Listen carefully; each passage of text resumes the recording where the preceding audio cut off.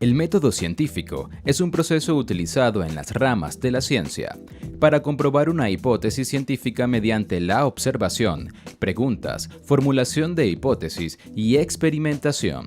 Se trata de una forma racional de obtener conocimiento objetivo y fiable. El método científico tiene, por tanto, una serie de características que lo definen: observación, experimentación y hacer y responder preguntas. Sin embargo, no todos los científicos siguen exactamente este proceso. Algunas ramas de la ciencia pueden ser más fácilmente probadas que otras. Por ejemplo, los científicos que estudian cómo cambian las estrellas a medida que envejecen o cómo los dinosaurios digerían sus alimentos no pueden adelantar la vida de una estrella en 1.000.000 de años o realizar estudios y pruebas con los dinosaurios para probar sus hipótesis. Cuando la experimentación directa no es posible, los científicos modifican el método científico.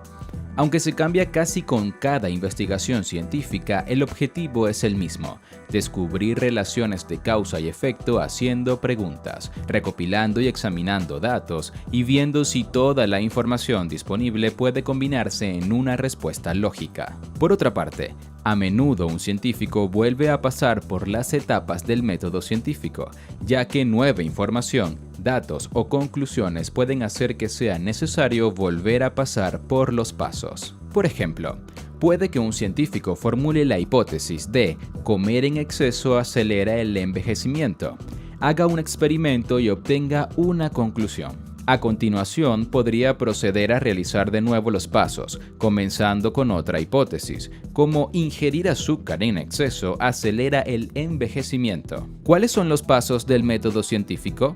¿En qué consisten y sus características? Paso 1. Hacer una pregunta basada en la observación. El método científico comienza cuando el científico investigador hace una pregunta sobre algo que ha observado o sobre lo que está investigando. ¿Cómo? ¿Qué? ¿Cuándo? ¿Quién? ¿Qué? ¿Por qué? ¿O dónde? Ejemplos de observación y pregunta. Louis Pasteur observó con microscopio que los gusanos de seda del sur de Francia tenían enfermedades infectadas por parásitos. Un biólogo observa en el microscopio que la presencia de cierto tipo de células mejoran los síntomas de la viruela. Se podría preguntar, ¿combaten estas células el virus de la viruela? Albert Einstein, cuando estaba desarrollando su teoría de la relatividad especial, se preguntó, ¿qué vería si pudiera caminar junto a un rayo de luz mientras se propaga por el espacio? Paso 2. Investigación. Este paso consiste en investigar, reuniendo información que ayude a responder a la pregunta. Es importante que la información reunida sea objetiva y de fuentes fiables. Se pueden investigar por bases de datos de Internet, en bibliotecas, libros, entrevistas, investigaciones, entre otros. Existen varios tipos de observación científica. Las más comunes son la directa e indirecta. Paso 3. Formulación de hipótesis. La tercera etapa es la formulación de hipótesis. Una hipótesis es una afirmación que puede usarse para predecir el resultado de futuras observaciones. Ejemplos de hipótesis. Los jugadores de fútbol que entrenan de forma regular aprovechando el tiempo marcan más goles que los que faltan al 15% de los entrenamientos. Los padres primerizos que han estudiado estudios superiores están en un 70% de los casos más relajados en el parto. Una hipótesis útil debe permitir predicciones por razonamiento, incluyendo el razonamiento deductivo. La hipótesis podría predecir el resultado de un experimento en un laboratorio o la observación de un fenómeno en la naturaleza. Si las predicciones no son accesibles por la observación o la experiencia, la hipótesis no es todavía comprobable y permanecerá en esa medida no científica. Más adelante, una nueva tecnología o teoría podría hacer posible los experimentos necesarios. Paso 4. Experimentación.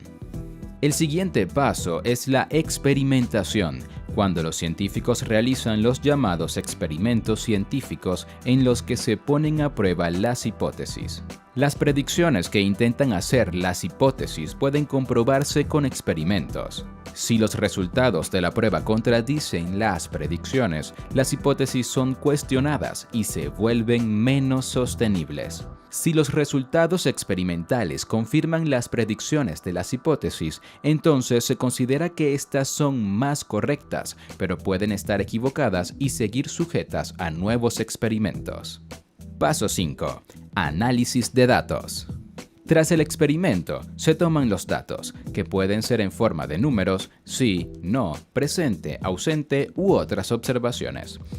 La recolección sistemática y cuidadosa de mediciones y datos es la diferencia entre pseudociencias como la alquimia y ciencias como la química o la biología. Las mediciones pueden realizarse en un entorno controlado, como un laboratorio, o sobre objetos más o menos inaccesibles o no manipulables, como estrellas o poblaciones humanas. Las mediciones a menudo requieren instrumentos científicos especializados como termómetros, microscopios, espectroscopios, aceleradores de partículas, voltímetros. Este paso implica determinar lo que muestran los resultados del experimento y decidir las próximas acciones a tomar. En los casos en que un experimento se repite muchas veces, puede ser necesario un análisis estadístico.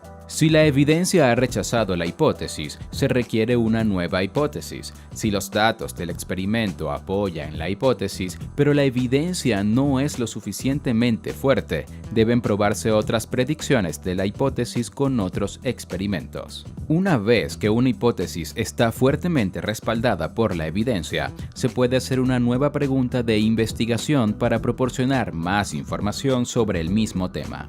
Paso 6. Conclusiones. Interpretar los datos y aceptar o rechazar la hipótesis. Para muchos experimentos, las conclusiones se forman sobre la base de un análisis informal de los datos. Simplemente preguntar, ¿los datos encajan en la hipótesis? Es una manera de aceptar o rechazar una hipótesis. Sin embargo, es mejor aplicar un análisis estadístico a los datos para establecer un grado de aceptación o rechazo. Las matemáticas también son útiles para evaluar los efectos de los errores de medición y otras incertidumbres en un experimento. Si se acepta la hipótesis, no está garantizado que sea la hipótesis correcta. Esto solo significa que los resultados del experimento apoyan la hipótesis. Es posible duplicar el experimento y obtener resultados diferentes la próxima vez. También puede que la hipótesis explique las observaciones, pero es la explicación incorrecta. Si la hipótesis es rechazada, puede ser el final del experimento o se puede volver a realizarlo. Si se vuelve a realizar el proceso, se tendrán más observaciones y más datos. Otros pasos son 7. Comunicar resultados y 8. Comprobar los resultados, replicando la investigación realizado por otros científicos. Si un experimento no puede repetirse para producir los mismos resultados, esto implica que los resultados originales podrían haber sido erróneos. Como resultado, es común que un solo experimento se realice varias veces, especialmente cuando hay variables no controladas u otras indicaciones de error experimental. Para obtener resultados significativos o sorprendentes, otros científicos también pueden intentar replicar los resultados por sí mismos, especialmente si esos resultados son importantes para su propio trabajo. Ejemplo real de método científico en el descubrimiento de la estructura del ADN.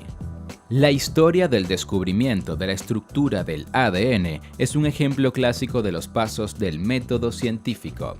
En 1950 se sabía que la herencia genética tenía una descripción matemática, a partir de los estudios de Gregor Mendel, y que el ADN contenía información genética. Sin embargo, el mecanismo de almacenamiento de información genética, es decir, genes, en el ADN no estaba claro. Es importante tener en cuenta que en el descubrimiento de la estructura del ADN no participaron solo Watson y Crick, aunque les dieron a ellos el premio Nobel. Aportaron conocimiento, datos, ideas y descubrimientos muchos científicos de la época. Pregunta a partir de observaciones. La investigación previa del ADN había determinado su composición química, los 4 nucleótidos, la estructura de cada uno de los nucleótidos y otras propiedades. El ADN había sido identificado como el portador de la información genética por el experimento de Avery McLeod McCarthy en 1944. Pero el mecanismo de cómo la información genética es almacenada en el ADN no estaba claro. La pregunta podría ser, por tanto, ¿cómo se almacena la información genética en el ADN? Investigación. Las personas implicadas, entre ellas Linus Pauling, Watson o Crick, investigaron y buscaron información. En este caso, posiblemente investigaciones de la época, libros y conversaciones con compañeros. Hipótesis. Linus Pauling propuso que el ADN podría ser una triple hélice. Esta hipótesis también fue considerada por Francis Crick y James D. Watson, pero la descartaron. Cuando Watson y Crick conocieron la hipótesis de Pauling, comprendieron por los datos existentes que estaba equivocado, y Pauling admitiría pronto sus dificultades con esa estructura. Por lo tanto, la carrera para descubrir la estructura del ADN estaba en descubrir la estructura correcta. ¿Qué predicción haría la hipótesis? Si el ADN tenía una estructura helicoidal, su patrón de difracción de rayos X sería en forma de X.